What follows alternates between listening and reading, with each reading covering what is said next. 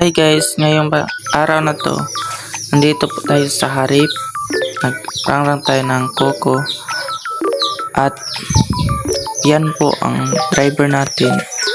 Walang kahirap-hirap mag-drive. Yan. Yan, palugsong na yan guys. Dulong sa karsada kung saan binaba yung Coco lumber. Ayan, malapit nang maabot sa karsada ng Coco lumber. Yan po yung nakot namin ng mga Coco lumber. Ayan, lugsong pa niya yan sa karsada. Dun kasi yan. Ayan guys, lugsong na siya. Malapit nang maabot sa karsada.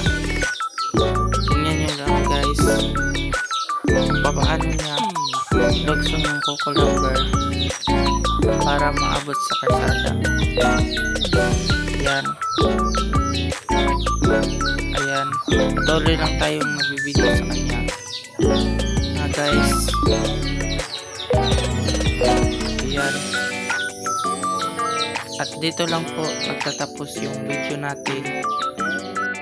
Thank you for watching. Bye.